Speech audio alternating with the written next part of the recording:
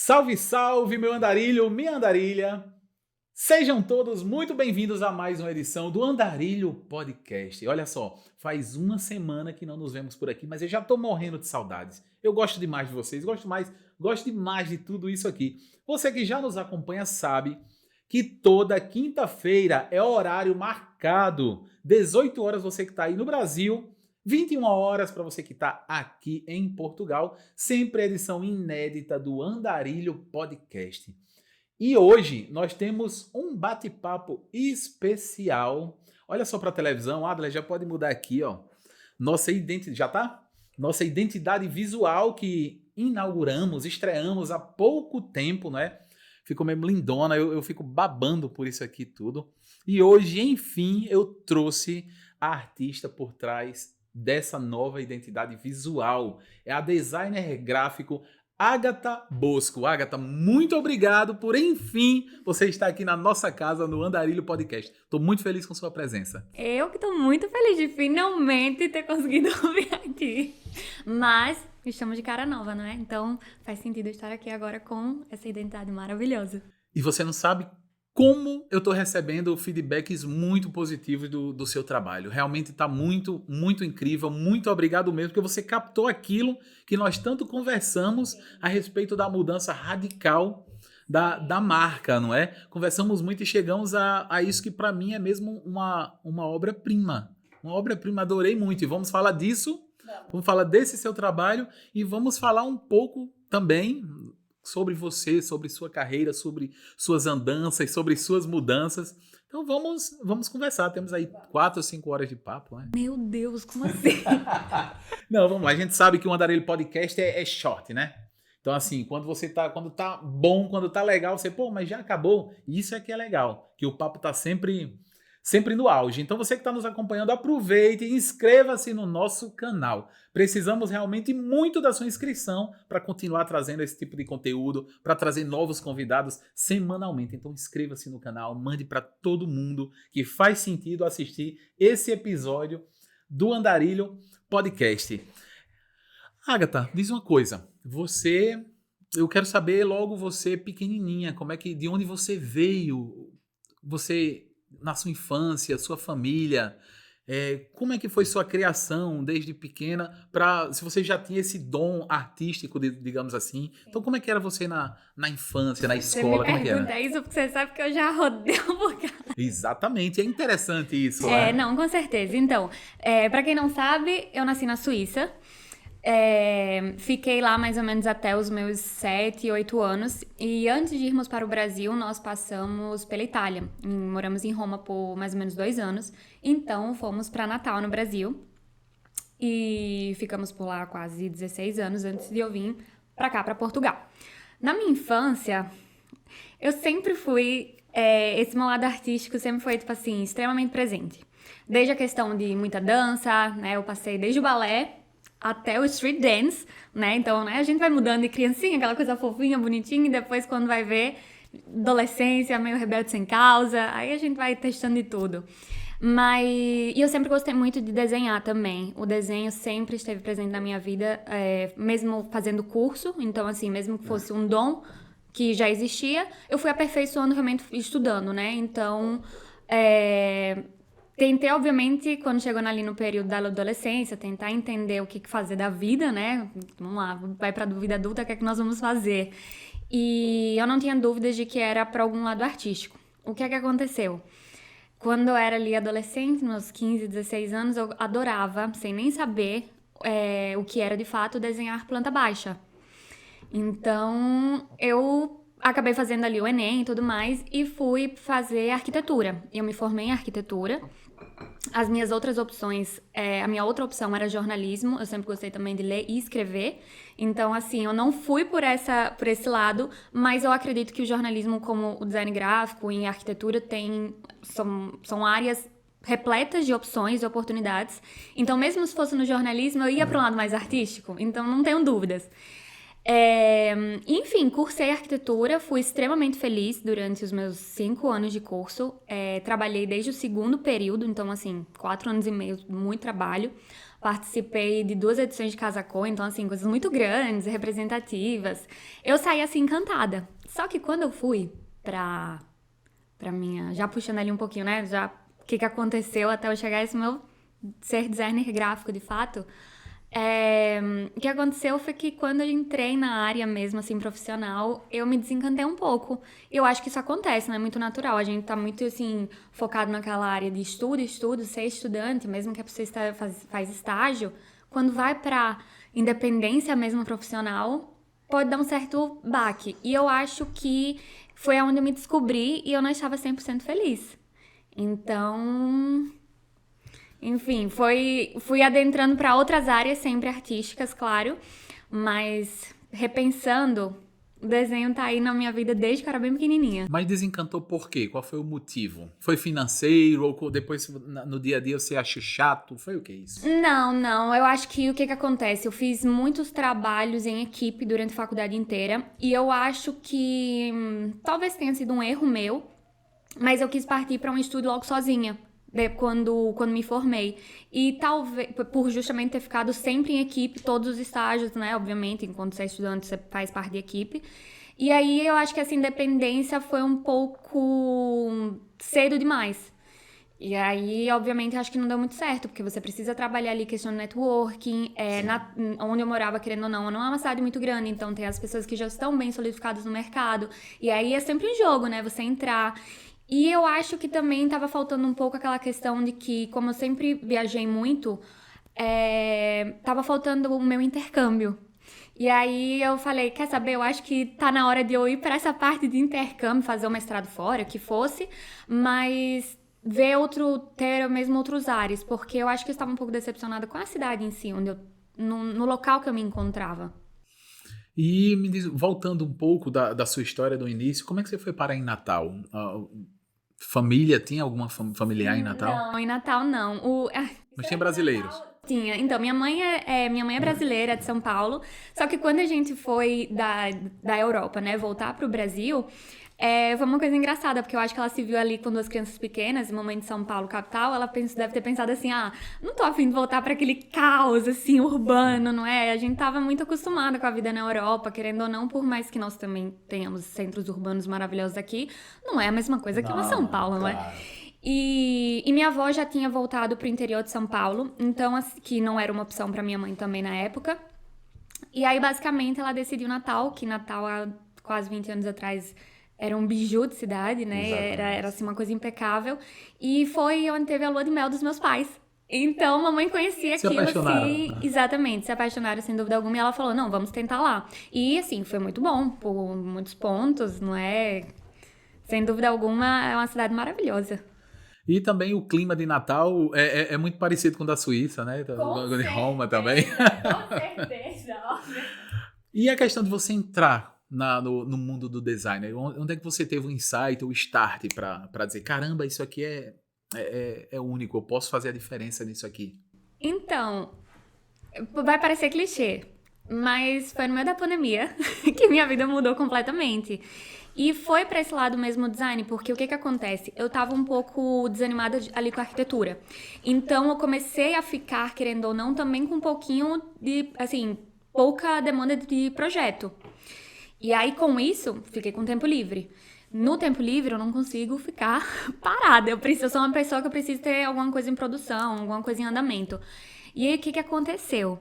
Minha mãe estava crescendo nessa questão das redes sociais. E marketing digital, há 5, 6 anos atrás, foi aquele boom, não é? Todo mundo é preciso entender minimamente alguma coisa de marketing digital. E o design está atrelado ao marketing de toda forma, né? De um jeito ou de outro. E eu comecei a ajudar a mamãe com essa questão das redes sociais, principalmente criando aquela famosa frasinha, né? Fazendo post, criando arte para o Instagram. Então, o meu primeiro contato com design foi nisso, mesmo sem eu saber, porque, na verdade, a visão estética estava ali desde a arquitetura, né? Eu tinha isso. Acaba que pode estar interligado em muitos pontos, Com certeza, sem dúvida alguma. Muitos fundamentos do design que eu utilizo hoje no meu trabalho, eu sei que vem mesmo do estudo maior que eu tive na época de arquitetura, inclusive. E aí, basicamente, foi isso. Então, assim, mesmo sem eu saber, eu tava ali entrando pra um outro tipo de design, né? Porque temos design de moda, design de interiores, mas eu já estava entrando ali pra aquela área meio digital, sem saber, mas adorando. E foi realmente o passo, assim, crucial na minha vida. Você é autodidata dentro do design gráfico ou você estudou formalmente? Eu comecei autodidata, sem dúvida alguma. E aí, em Portugal, aqui, é que eu passei a fazer 2 especializações, porque sempre gostei de estudar. E eu acho que, assim, por uma questão mesmo de geração, a gente ainda tem muito embutido ali, tipo, tem que ter um diplomazinho de uma instituição. E aí, acho que, querendo ou não, por conta disso, também fui atrás. Mas eu comecei sozinha. Pois é, eu acho isso interessante, sabe, Agatha? Porque, como você falou, as pessoas pensam muito em diploma, diploma, diploma. E eu vou dizer a você, eu fiz, eu cursei 3 níveis superiores, 3 faculdades, terminei só uma, que foi a de comunicação social. Enveredei para o lado de jornalismo, onde eu tenho bastante experiência, mas eu sou formado em publicidade e propaganda.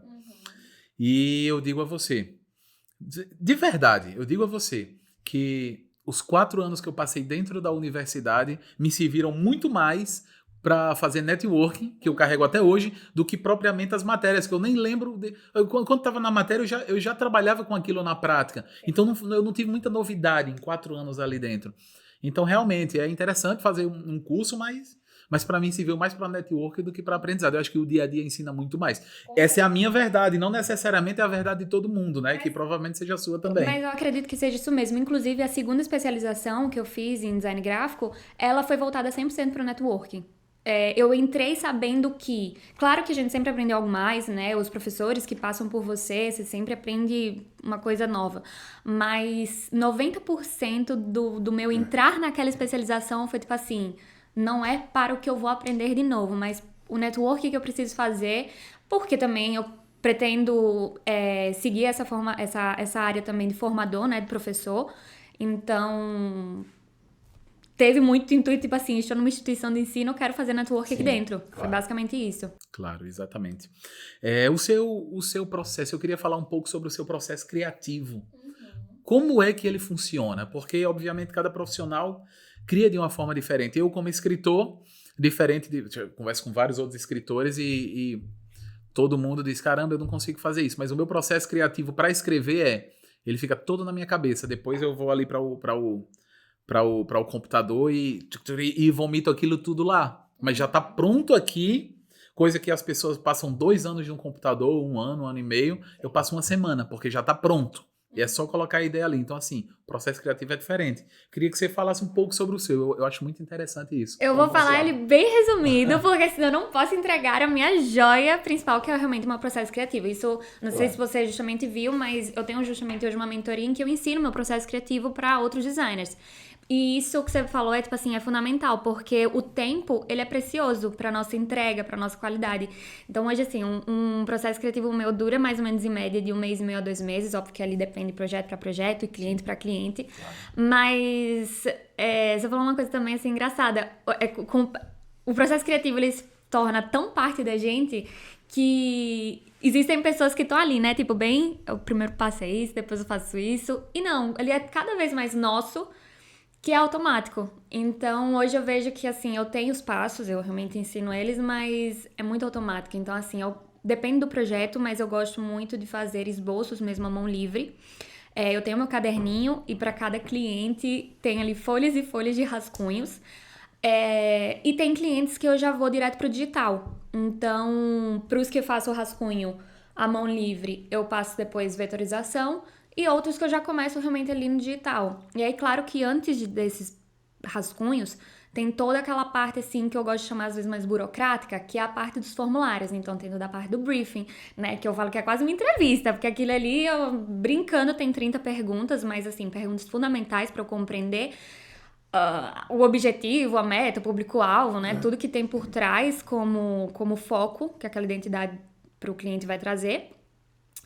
Tem também a questão de painéis visuais, né? Então, os mood boards, como que a pessoa vai transformar aquelas palavrinhas que me deu na entrevista, assim por se dizer, e transformar de fato em imagens, porque como eu trabalho com comunicação visual, às vezes quando a gente tá conversando, explica uma coisa, a gente tem quase certeza que a terceira pessoa tá compreendendo de uma forma, e aí quando você vai ver, tipo, opa, não, então a gente faz esses painéis pra, tipo assim, ter certeza de que a gente tá indo na direção certa, é isso mesmo, e aí, claro, parte pra parte criativa, que é eu comigo mesma. E aí é isso, vai de cliente para cliente. Eu acho um briefing muito chato, assim como a anamnese, como a pesquisa para uma entrevista. Eu gosto de chegar lá e colocar a mão na massa. Por exemplo, tanto na publicidade como no jornalismo. Para fazer um roteiro desse para uma entrevista, seja no tempo de rádio, seja no tempo de televisão, é um saco para mim. Para mim, tem gente que adora isso e não gosta de ir para frente das câmeras. Mas isso aqui sempre foi muito desafiador para mim. E porque realmente isso aqui, para fazer um roteirozinho desse, Agatha, eu demorava 4 horas para fazer isso aqui. Eu precisava conseguir um hiperfoco para aquilo, porque senão eu passo dias para fazer isso. Então eu realmente tenho que parar, não vou fazer aqui. E hoje em dia nisso a inteligência artificial veio para me ajudar, porque as pessoas falam ChatGPT, e eu tenho ChatGPT o 4.0, que ele aprendeu a pensar como eu. Então, pensa como eu. Então, o trabalho que seria de 3 a 4 horas, não é o ChatGPT que faz. Mas ele aprendeu a pensar comigo, eu discuto com ele, e em 15 minutos, 20 minutos, eu consigo fazer algo que demoraria 3 a 4 horas se eu conseguir o hiperfoco. Sim. Ou se não, dias. Então, mas é uma parte que me custava muito, e hoje, entrando um pouco aí nessa questão que eu gosto muito da inteligência artificial, me ajuda bastante. É interessante como hoje uma máquina consegue pensar igual a você. É muito interessante mesmo, mas essa parte meio burocrática, eu particularmente não curtia muito não, sabe? Mas ela é importante. Para alguns casos, eu acho que ela é muito importante, assim. E no meu caso, eu acho que é importante também o cliente ter um momento sozinho, porque é um projeto que está sendo tirado do papel. Sim, não, então, às vezes, o próprio cliente ali tá tão no começo daquele projeto, porque não é todo cliente que vem, é um rebranding, né? Ou então, já tô com alguns anos disso e vamos refazer uma coisa nova. Não, eu acabo trabalhando muito com novos empreendedores, né? Sim, claro. Então, além de jovens, realmente de primeiro projeto saindo do papel. Então, assim, às vezes eu acho legal porque é um autoconhecimento aquele briefing. Aquilo, né? Às vezes as pessoas geralmente voltam pra mim e falam assim, nossa, isso foi tão legal porque eu acabei conseguindo consolidar de fato a ideia do meu projeto que nem eu sabia que estava tão bem assim. Sim. Eu fiz, eu acho que ajuda o cliente e a mim. Mas isso é fundamental mesmo, não significa que a gente tem que fazer só a parte legal, né? As pessoas às vezes, trazendo aqui para o podcast, acham que é só ligar a câmera, vamos bater um papo. Mas tem um processo, às vezes, muito doloroso por trás disso aqui, não é? É fazer lista de convidados, é entrar em contato com quem nós temos interesse que venha para cá, é saber dizer não a tantas pessoas que chegam, eu quero ser entrevistado, mas pra gente naquele momento não é interessante. É fazer um roteiro, é fazer toda a divulgação, é fazer todo o planejamento, mas as pessoas às vezes acham que é só ligar a câmera, não, bota aí, não é? Então, dentro do design é exatamente igual. A parte que tá aqui, o resultadozinho lindo, maravilhoso, legal, ela foi lá, sentou, e escolher uma fonte bonitinha, qualquer cor e tá pronto, né? Não é nada disso. A gente escuta muito, assim, eu tenho um grupo muito grande, assim, de colegas designers, e isso é muito bacana, né, pra trocar ideias e experiências. E a gente escuta muito, assim, nossa, hoje eu vi que o meu trabalho ficou simples. Nossa, a gente escuta muito, muito, muito isso. E, assim, as pessoas não têm ideia de que simples, na verdade, é algo bom. Só que não é porque foi simples que foi fácil, que foi rápido. Existe todo um estudo, né, por trás. E eu, particularmente, sou a favor do simples, né? Eu gosto muito da questão do minimalismo. Não é todo cliente meu que opta pelo minimalismo, mas os que aderem a isso eu acho maravilhoso. Só que, tipo assim, mesmo no minimalismo existe um estudo muito grande do porquê e como acertar, não é? Trazer uma mensagem com aquele simples. Então, há muito que se pensar por trás da produção, do resultado final.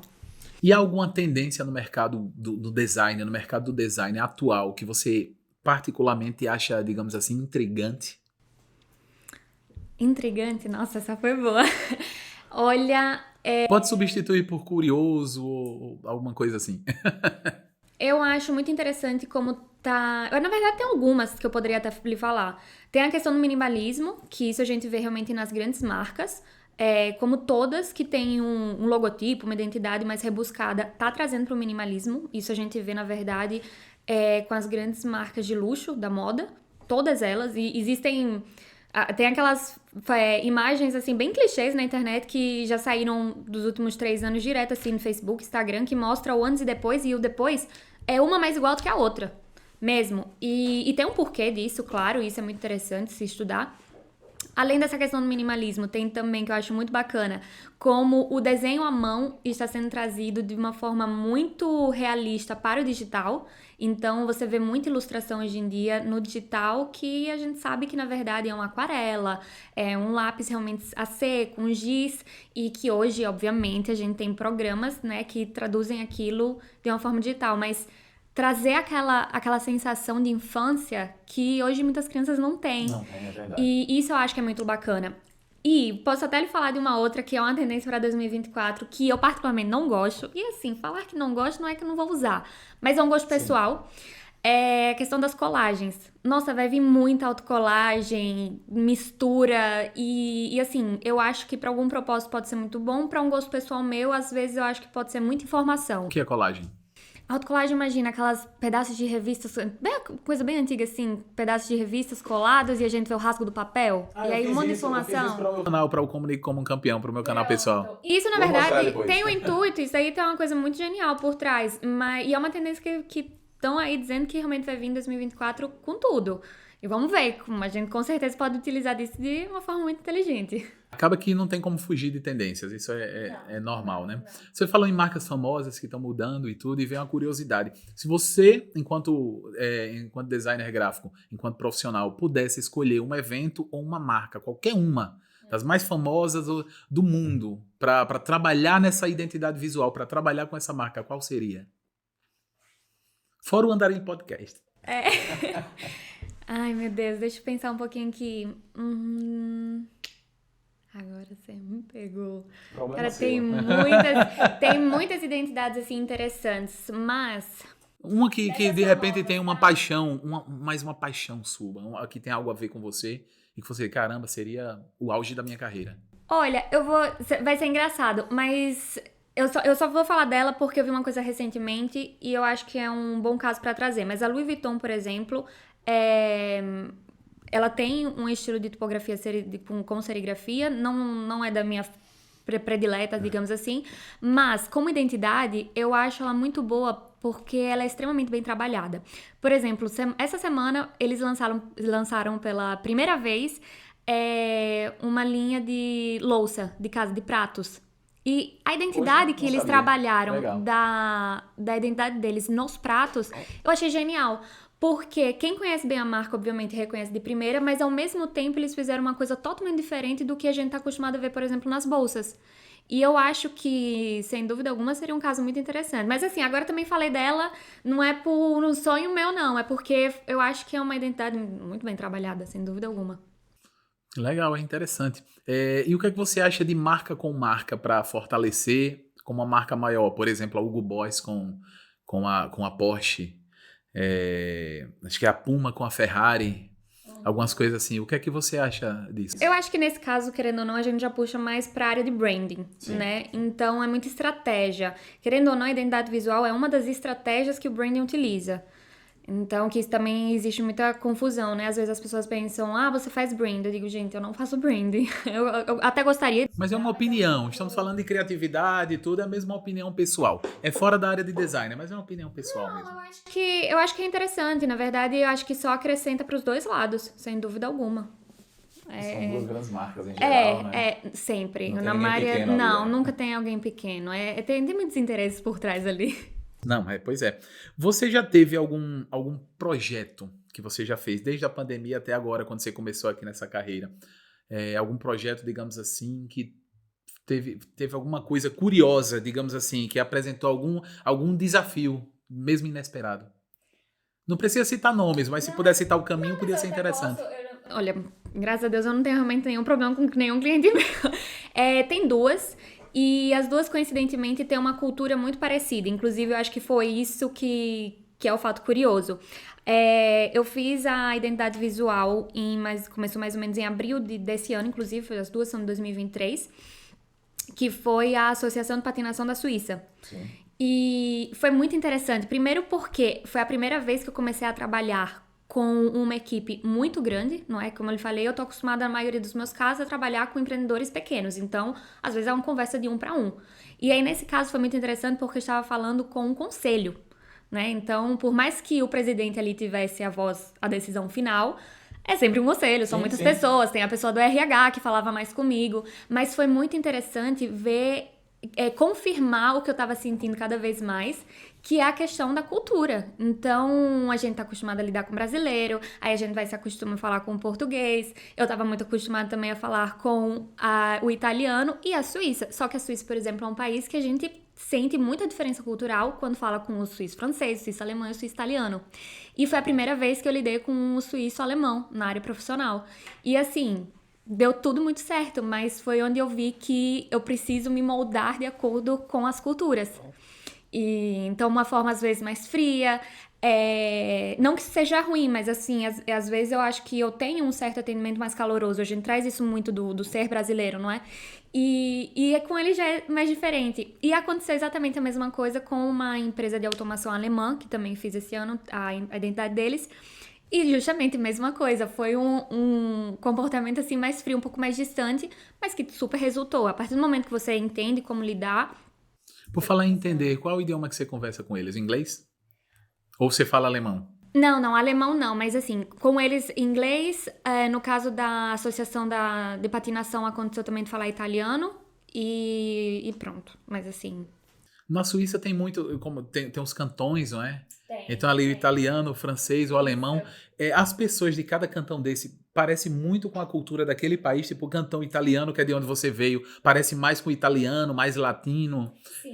O cantão alemão é mais alemão mesmo, é muito parecido, é isso? Eles, sem dúvida alguma, puxam muito, né, para cada país ali, mas a Suíça em si tem também características próprias. Então, o suíço italiano puxa, assim, querendo ou não, do italiano, mas ainda assim você vê diferença do italiano pro suíço italiano. E isso também pra língua. E o italiano é o que menos puxa, porque o suíço alemão dizem que é totalmente diferente do alemão. Sobre a questão, você trabalha tudo isso que a gente está falando, todo o seu trabalho, você trabalha de casa, você tem home office, você trabalha a partir de casa ou a partir de um café, você trabalha onde você quiser. Onde eu quiser. E a organização para isso? Porque eu sei que trabalhar remotamente não é para qualquer pessoa. Não é para muito, né? Como é que você faz para ter essa... É a organização. Porque senão não funciona. E é realmente por isso que, querendo ou não, comecei a querer repassar o meu processo criativo, porque eu vi que aquela organização estava funcionando e estava me proporcionando trabalhar de onde eu quisesse.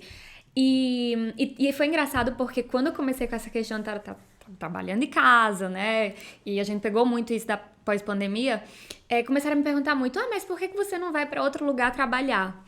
Tipo, outro país, né? Viajar e tudo mais, a partir do momento que eu e a Adla podemos fazer isso. E aí foi engraçado que eu parei pra pensar assim, eu gosto de trabalhar na minha casa, eu gosto de me sentir, assim, em um lugar. E sair pra trabalhar no café também, isso é tranquilo de me organizar. Mas viajar, eu acho que, tipo assim, eu gosto realmente pra férias.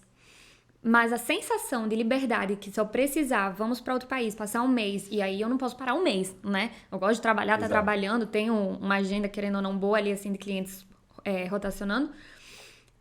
Mas eu gosto de ter justamente essa sensação de liberdade, entendeu? Tipo assim, se eu precisar, eu vou, sem pensar 2 vezes. Mas eu gosto de trabalhar na minha casa, não vou mentir. Eu tenho muita vontade de ter um escritório fora de casa. E isso é engraçado porque eu acho que eu trago da arquitetura, aquela sensação de estar sempre em obra. Então a gente tem um escritório, mas a gente sai para trabalho. Então eu acho que eu gosto disso, mas eu gosto de estar aqui, assim, num lugarzinho. Mas a sensação de, vamos ali, próximo final de semana, e leva o trabalho. Não tem comparação, é ótimo. Eu queria ter essa organização de conseguir trabalhar em casa. Eu trabalho em casa, eu trabalho aqui. Aqui é a minha mesa de trabalho. Mas, digamos assim, de 0 a 100... Em comparação, se eu estou aqui, eu vou conseguir produzir 30 ou 40, porque tem a minha geladeira e tem a minha cama. Então, assim, quando eu preciso dizer, não, hoje eu tenho o mesmo um deadline que eu tenho que cumprir, eu vou mesmo para um coworking ou para um café, porque aí eu chego a 100. Mas eu tenho essa fraqueza. E eu queria não ter, porque eu gosto tanto disso aqui. Assim, eu admito que eu tenho essa facilidade, porque lá em casa a gente conseguiu realmente organizar um escritório que é escritório. Então também eu tenho aquilo, daquela porta pra dentro, só se pensa em trabalho, só se fala em trabalho. De fora eu tenho casa. Tenho quarto, tenho cozinha, sala. E assim, sem dúvida alguma, eu acho que também se conhecer. Então, por exemplo, sou uma pessoa muito matutina. Eu conversei isso outro dia com o pessoal assim nos stories. Eu sou uma pessoa matutina. E eu acho que não tem problema nenhum a pessoa já ser diurna ou então uma pessoa mais da noite. O importante é se conhecer. Porque eu sei que, por exemplo, tu trabalho de casa, não tem alguém que tá ali falando, não, você tem que trabalhar das 9 às 18. Tá, mas eu sei que funciona bem de manhã, então por que eu vou ficar insistindo em colocar coisa, reunião, tudo mais pro final do dia? Não funciona. Então acho que esse autoconhecimento também me ajudou muito a essa organização, porque eu trabalho no meu tempo, nas horas que eu sei que produzo bem e que eu tenho mais prazer mesmo assim estar ali sentada. Tem hora e dia que eu olho para aquele meu computador e digo, meu Deus, eu preciso de uma hora. E aí eu saio, às vezes saio de casa mesmo.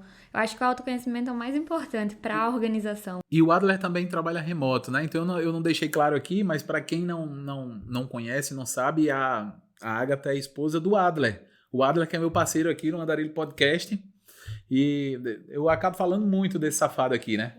Não é quando ele não tá, eu digo, pô, faz uma falta e tal. Faz essa falta toda não, mas só pra puxar um pouquinho o saco. Então ele também trabalha nessa mesma vibe. Então são duas pessoas, dois escritórios numa só casa, né? E funciona bem.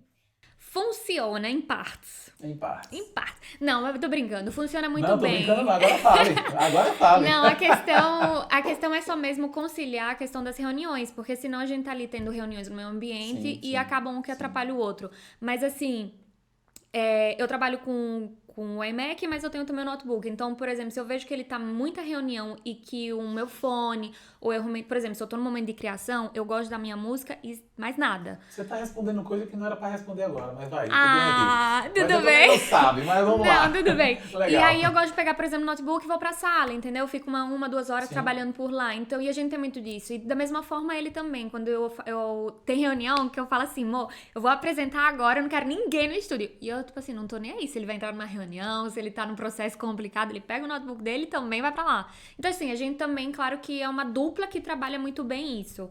Mas é aquilo, eu gosto de trabalhar em casa, mas eu não. Uma das metas é também ter o escritório fora, eu gostaria. Além do design, além do seu trabalho no dia a dia, dos seus clientes, o que é que você gosta de fazer como hobby? Como hobby, meu Deus, eu escuto música o dia inteiro. Eu escuto música o dia Mas música inteiro, faz parte mas. do trabalho, então. Não, Tá ali faz acompanhando parte o do trabalho. trabalho. Então, hobby Mas fora não o trabalho, só, não esquece o só. trabalho. Não, mas não só, viu? A música faz realmente parte da minha vida. Eu fiz parte de coral e tudo mais, então gosto mesmo. Mas sem dúvida alguma, sair com o Potter, né? Eu tenho um Golden, pra quem não sabe, um cachorro, e sair com ele.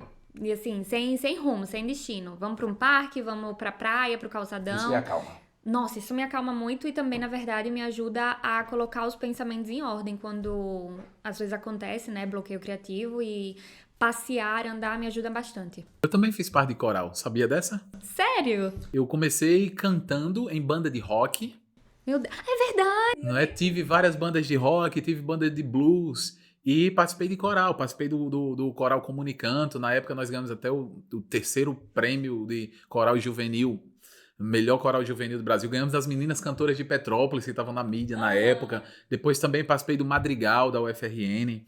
E viajei, conheci muita coisa através do coral também. E tudo isso é arte. O que nós estamos fazendo aqui, um podcast desse é arte, comunicação é arte, design e comunicação também é arte. Eu acho que tudo está interligado, até para o processo criativo. Para você decidir ser um designer gráfico, com certeza a música também fez parte de tudo isso, né? Se você se identificava antes, uma coisa vai moldando a outra. Eu acho isso muito interessante. Às vezes, numa simples letra de música, tem alguma palavra que remete a algum elemento, alguma figura. E aí, opa, isso era o que eu tava precisando. Vem pra aqui agora. Exatamente. Muito bem. Eu quero agora falar de uma parte muito interessante, olha.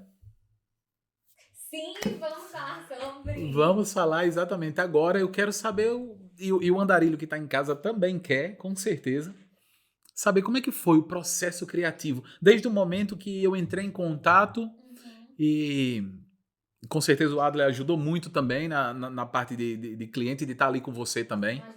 Ajudou, não atrapalhou, né? como é que foi isso? Desde o início para você dizer, olha, e chegar até o projeto final. Olha, tem uma coisa engraçada. O Andarilho, eu tenho uma certeza desde o começo. Desde o primeiro momento que você veio falar comigo, eu tinha certeza que ele ia ser uma identidade visual trabalhada na tipografia. Tipografia ou então as famosas fontes, né? As letras mesmo. Então, assim, em momento algum me vinha algum símbolo, alguma figura pra trabalhar em cima, porque eu falava, o andarilho é tipografia, o andarilho é com letras, é uma conversa, então eu acho que tinha tudo pra ir pra esse lado, e foi. Então, assim, foi muito interessante porque o briefing foi extremamente bem respondido, né? Foi mesmo como se eu tava ali, era eu lendo e tendo você na minha frente e respondendo, tendo uma conversa. Aquilo foi muito bonito, assim, de se ver. Você trouxe insights muito bonitos do andarilho naquelas suas respostas. E a questão das cores foi uma coisa muito bacana, porque eu lembro que tinha lá assim no briefing: eu gosto muito do preto e do branco, talvez um azul marinho, mas pode ser livre. Eu lembro que você deixa exatamente assim, pode ser livre nessa escolha. Eu adoro quando o cliente fala isso, porque eu digo, agora que a gente faz a mágica Dá aqui. pra brincar. Dá pra brincar. Não só brincar, mas como também mostrar outra opção, sabe? E olha, vou ser muito sincera, no seu caso eu lhe mostrei e deu certo. Já aconteceu de mostrar pra outro cliente algo muito assim diferente, que ele obviamente me deu liberdade, mas eu não ter gostado. Então a gente volta pra trás e trabalha de uma forma mais correta. E com o andarilho foi muito divertido, porque era eu fazendo e sabendo que eu ia acertar. E é engraçado porque, assim, eu tenho um Adler em casa, e eu falo que ele não ajuda, mas muito pelo contrário. Ele me ajuda muito. E Adler vê todas as identidades antes de eu apresentar, porque eu gosto de ter um olhar de uma pessoa mais leiga no assunto da criação, assim, porque sempre traz insights que eu não tô vendo, não é? Aquela questão daquela segunda leitura, quando a gente, por exemplo, escreve um texto, e aí a gente lê, e não vê os erros. E aí quando outra pessoa vai, tipo, pô, aqui tá faltando um acento, né? Um errinho, detalhe. E foi muito engraçado porque ele falou assim, mas essa cor aqui tá muito chamativa. Eu não gostei, ele falou desse jeito. E eu falei, não, tudo bem, eu respeito sua opinião, mas eu sei o que eu estou fazendo, eu sei que vou apresentar coisa bacana pro Rodrigo. E realmente, né, na apresentação, eu lembro que você sequer falou nada da questão das cores, inclusive você se surpreendeu, né? Essa é uma das versões. Eu não imaginava, mas eu achei do caralho. Essa é uma das versões que realmente traz a paleta mais chamativa, né, digamos assim, dele. Tem as mais sóbrias, mas enfim. E aí o que eu fiz, né, com a questão da palavra do andarilho? Como a gente tá falando de conversas e de sonhos, né? As pessoas vêm aqui e falam de metas e sonhos que querem alcançar. E aí eu pensei, o andarilho é o quê? O andarilho é uma pessoa que anda, né? Que tá pra frente, tá indo pra frente. E por mais que ela não tenha uma meta tão nítida assim, é algo contínuo. Então foi o que eu lhe falei na apresentação, né? Eu tentei mesmo mostrar, aqui já, né? Sala de altos aula e mesmo. Baixos, né? Exatamente, a questão dos altos e baixos, que é realmente o percurso que o andarilho faz. E assim, não existe isso de, é um alto e depois um baixo. Isso não importa, porque isso acho que nas nossas vidas profissionais ou não, isso acontece. Mas é uma questão de que tá contínuo, ele não para. E aí foi essa sensação que eu tentei trazer, né? Claro que uma identidade visual, ela conversa, ela se auto-explica de várias formas, através das cores, dos elementos, de iconografias, grafismos. Mas, assim, o conceito principal dela foi esse. E, assim, eu achei que... Não é porque foi meu, mas... mas, assim, eu fiquei muito orgulhosa desse trabalho, sem dúvida alguma. E as cores? De onde é que vieram as cores? As cores foi de todo aquele moodboard que a gente fez, né? Então eu trouxe inspirações de outros projetos, inclusive projetos que nem tinham a ver com podcasts, né? Que eu trago um pouco de tudo. Eu peguei ali um pouco do seu gosto, então do que você me falava que tinha gostado mais, que era a questão daquela junção dos azuis. Que aí eu já puxei para um azul mais claro, né? Mas já puxando ali para um roxo depois, para a escala do roxo. E que eu quis trazer mesmo essa questão na brincadeira do podcast, o degradê, né? O gradiente. E eu achei que, assim, isso já fazia muito jus ao que nós estamos falando, que é um podcast. Quando você estuda esse mercado, a gente encontra muito isso. A gente encontra muitos efeitos neons, a gente encontra gradientes. E aí eu pensei, ok, a partir do momento que eu não tô trazendo um símbolo, porque hoje a gente fala de podcast, primeira coisa que ainda vai na nossa cabeça é o tal do microfone. Nada contra, mas, né, eu acho que é muito importante a gente também trabalhar com outras ideias. E eu sabia que não queria um símbolo, queria trabalhar com a tipografia, então eu falei, vou tentar trazer recursos, elementos que relembrem o podcast nas cores. E aí foi o que eu fiz em relação à escolha do seu gosto como também essa questão do gradiente. Mas, óbvio, eu não pude... A gente trabalha com menos é mais.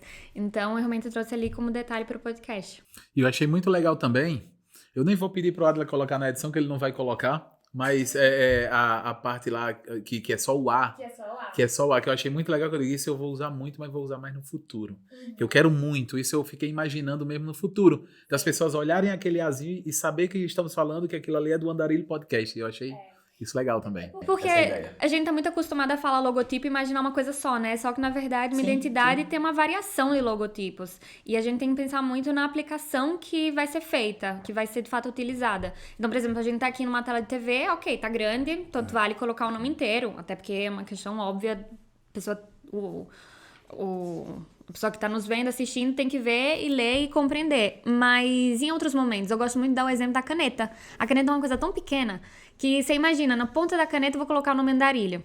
Eu vou colocar ele tão reduzido que a pessoa não vai nem ler o que é andarilho. Sim. Então, por isso trazer o logotipo numa variação reduzida. E aí o A eu acho que fez todo sentido.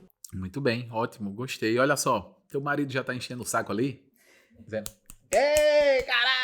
Tá. Então, eu queria... Não vamos encerrar agora, estamos chegando no final. E eu queria ver aqui um negócio que eu acho muito interessante com os convidados, é a gente fazer perguntas rápidas e respostas mais rápidas ainda. Tá bom. Lembrando que você me deu uma taça de vinho ali antes, eu não vou ser tão rápida assim, mas vamos lá. Só foi uma tacinha, né? Vai vir mais agora. Até eu esqueci o que eu ia dizer agora. Não, pera, não, tá complicado.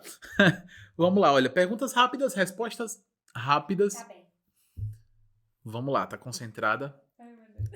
Antes disso, se você ainda não se inscreveu, ainda tá em tempo, ó. Temos ainda 10 minutinhos para terminar, 8 minutinhos.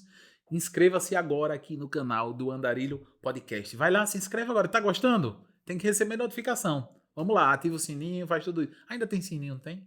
Tem, né? Pronto. Vamos lá, vamos começando. Se o designer fosse um superpoder, qual seria o seu? Ler a mente das pessoas. Ler a mente das pessoas. Gostei. Ó, foi rápido. Tá vendo? Ler a mente das pessoas. Muito bem. E você capta mesmo isso. Eu identifiquei com isso. Café ou chá? Chá. Sem dúvida, sem pestanejar. Você já sabia, né? Mas é interessante. Você ia falar alguma coisa da anterior? Não, mas eu vou comentar dessa. Eu sou a pior ítala brasileira que existe no mundo, né? Porque eu não gosto de café, gente, pelo amor de Deus. Mas eu sou do chá, infelizmente. Infelizmente não, felizmente eu amo. Infelizmente, né? E eu amo café, não gosto de chá, mas sou louco pra aprender a beber chá. Eu acho chique demais. Você é uma mulher fina, chazinho combina com você, Mas eu queria, nesse frio, mas o café também é bom no frio, ó. Eu encho minha caneca, que em breve vai ter do Andarilho aqui também. Encho minha caneca de café e eu sou a pessoa mais feliz do mundo. Eu preciso da cafeína. Mas é isso, café ou chá. Interessante, chá. Eu não conheço muitas pessoas que gostam de chá. Minha mãe, talvez. Olha.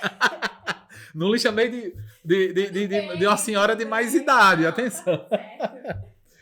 Mac ou PC? Eu não sei se é a fome, mas no momento pensei em McDonald's, mas Mac.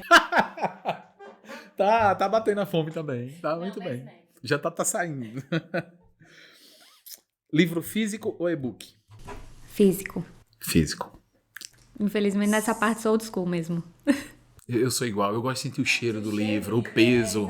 Eu também não consigo... Você sabe que... Eu não sei se a gente ainda tá nas perguntas pode, rápidas, mas... Pode não, falar, essa questão... É pra responder rápido, mas a gente pode comentar. Você sabe que eu gosto muito de ver as tipografias diferentes nos livros. Sim. E eu fiz... não posso falar com uma gafe, mas enfim, por uma questão de não ter mais espaço em casa, eu comprei o Kindle. E aí, lá no Kindle, a gente não tem as tipografias originais dos livros. Paciência. Isso é mal. Eu vou comprar uma vitrola, porque eu sinto falta de disco de vinil. Sim. Eu sinto falta nos CDs dos encartes. E isso eu sinto falta. E também livro físico é um negócio que, inclusive, no meu primeiro livro, eu não lancei digital. A editora ainda conversou, eu fui mesmo, bati o pé, porque eu não uso. Uhum. Mas aí no último livro agora, no Chega de Blá Blá Blá, eu já estava no contrato quando fechei, foi fechado com uma grande editora, e eu fui voto vencido e tive que e também estar em todas as plataformas digitais. Uhum. Você pode comprar em todas as plataformas digitais, mas eu prefiro o físico. Filme ou série? Filme. Praia ou montanha? Praia. Mas pode ser os dois, então. Pode ser os dois. Essa foi muito Ficou difícil. essa foi difícil. Qual a sua cor favorita para trabalhar? Pra trabalhar, Sim. tá. Eu gosto muito de trabalhar com positivo e negativo, preto e branco. Preto e branco. Música ou silêncio enquanto trabalha, você já respondeu. Pois é, como? Muita música, em todos os momentos, até que naquele momento que você precisa ficar só com você, a música te ajuda? Sim, mas aí eu coloco música instrumental. Eu também, sou igual. Do mesmo jeito. Ou música clássica ou instrumental, dependendo da clássica também. Inspiração, que você também respondeu, noturna ou diurna? Diurna. Totalmente, né? Deu 8 horas da noite, eu não funciona. Eu era notívago até ser pai. Isso muda. Mas eu trabalhava de madrugada, eu ia dormir às 6, 7 da manhã. Era o meu momento de criação, talvez falte isso um pouco em mim hoje. Exatamente. Uma palavra para descrever o seu estilo de designer. Nossa, eu gostaria de dizer que eu acho que o meu design, ele é... Não encontro uma palavra só. Eu diria que ele é muita conexão, é muita reflexão e acho que é um espelho. É muito um espelho do que a pessoa realmente tá querendo trazer ali. Eu trouxe palavras diferentes, mas é porque eu acho que... Claro. Acho que retrata bem o que eu consigo fazer. Ótimo, muito bem. Improviso de rap. Não, tô brincando. Né? Não. Corta. Improviso de rap era bom. É porque a gente tava falando aqui nos bastidores que o Adler falou, olha, ele vai pedir pra você improvisar um rap aí. Então eu disse, não se preocupe não. Não dá certo, gente. Eu gosto de música, mas não... Mas não é o rap. Não é rap. Não é o rap, né? A improvisação no rap não vai dar certo. Olha, Agatha, eu quero que você deixe... Isso eu sempre faço com os convidados, eu acho que realmente daí sai muito insight. E é um momento que, por que não tentar, muitas vezes, poder mudar uma vida. E eu quero que você olhe ali para aquela câmera gigante que está na sua frente e fale com o andarilho ou a andarilha que tá lhe ouvindo e deixe mesmo um conselho ou alguma palavra positiva que de repente possa conectar no coração daquela pessoa que está ali. Pode ser também, se você quiser se direcionar para um jovem que está começando sua carreira, para o que o seu coração mandar. Olha, isso é uma mensagem que eu posso trazer para vocês principalmente que estão começando na área de design, por mais clichê que possa parecer, tem que ter muito estudo, persistência, mas acima de tudo, mesmo que você ache, eu ainda sou pequeno, mas mesmo pequeno, comece organizado, se comece já considerando empreendedor. Nós somos designers na área de criação, mas nós também somos empreendedores, somos donos do nosso negócio, então é muito importante começar com essa questão burocrática, por mais chata que ela seja, peçam ajuda, a gente sempre tem, né, na família um amigo contador, um advogado, e não tenham vergonha de estudar outras áreas, porque nós precisamos começar assim completos da base, isso é muito importante, sem dúvida alguma foi uma coisa que não foi um empecilho para mim, mas eu percebi desde o começo que se eu fizesse isso eu ia crescer mais rápido, foi o que aconteceu. Então, sem dúvida alguma, estudem, mas estudem em todas as áreas além do design. Muito bem, adorei, gostei mesmo. Bem, estamos aqui falando estamos terminando aqui esse papo que foi muito... Tá vendo? Nem doeu, não foi? Não doeu. Foi legal. Primeiro podcast que você faz, né, como convidada. Consegui. Que legal. Consegui, já quero outra conversa. Já quer outra, né? Já quer outra. E estamos falando muito de design, de criatividade, criação, e com uma história muito interessante. Eu não podia deixar de mandar um abraço para o meu amigo Ruben e para Black Ink Tattoo, que o Ruben e um estúdio de tatuagens é exatamente tudo isso. É tudo isso. Então, é design, é criatividade, é viagem, porque tatuagens são histórias contadas na pele. Então, quando você for fazer sua tatuagem, você tem que escolher profissionais que realmente sejam bons criativos, sejam estudiosos, e a Black Ink Tattoo você consegue encontrar exatamente isso, além, claro, dos mais altos padrões de higiene. Black Ink Tattoo fica em São Cosme, Gondomar, e o Ruben me risca todo, e eu realmente estou muito satisfeito com tudo que ele tem feito. Então, Rodrigo Cruz e Andarilho Podcast indicam muito Black Ink Tattoo. Agatha, muito obrigado de coração. Estou muito feliz em ter trazido você aqui e tenho certeza que o papo rendeu muito para o Andarilho. Obrigado mesmo. Eu que agradeço de coração. Foi uma conversa muito, muito boa. Foi muito importante pra mim. Como você falou, foi meu primeiro podcast e, sem dúvida alguma, agora eu quero... De muitos. Exatamente. Vamos atrás de outros podcasts. Eu quero mais e eu quero voltar aqui no Andarilho Com com certeza. mais coisas. As portas estão abertas. Eu acho que a gente tem muito que conversar ainda. Meu Deus, isso é muito bom. Pode fazer uma mesa redonda sobre algum assunto que você domine e eu possa estar ali instigando. Também, é uma ideia boa para o Andarilho também.